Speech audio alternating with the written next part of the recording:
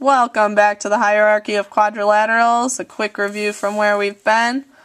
We learned that a quadrilateral is a four-sided polygon, so it has 1, 2, 3, 4 sides, and the sum of the interior angles is 360 degrees. Then we learned about our trapezoids. The opposite sides are parallel. More specific trapezoid, the legs are congruent, the common base angles are thus congruent because it's isosceles. The diagonals are congruent, so spanning from here to here, here to here are congruent. The adjacent angles not along the same base, so these two angles and these two angles are supplementary, they add up to 180 degrees. Mid-segment right here is parallel to the bases, and the length of it is actually equal the top plus the bottom divided by 2.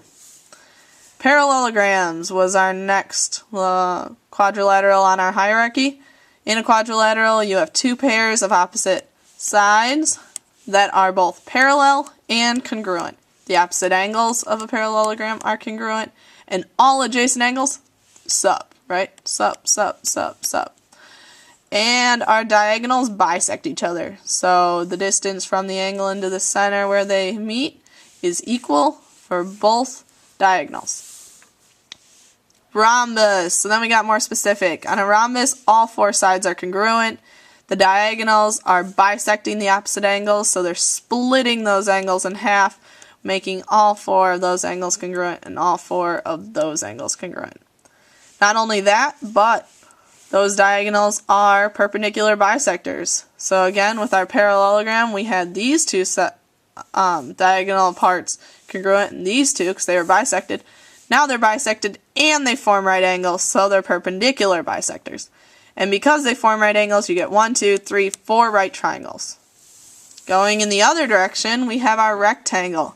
Remember, our rectangle not only has the same properties as a parallelogram, but all the angles they're all right, right? Back to my joke. So, 4 right angles, the diagonals are congruent, similar to that trapezoid idea. So this diagonal is congruent to this diagonal. They still are bisected, so these 4 parts are congruent. If you notice, we got a few isosceles triangles here and here, and here and here, right? 2 congruent sides. Alright, we have moved into our pickiest shape of all, the square. The square requires all the properties leading up to here, and it's even more specific. So the specific part about our square is in our diagonals. Okay? And for a square, our diagonals are going to form 4 right triangles, but they are congruent right triangles.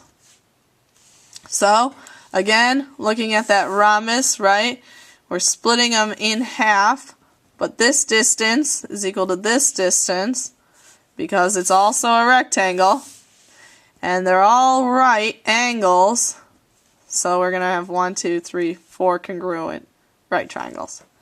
And again, making note that a square must, without a doubt, be both a rhombus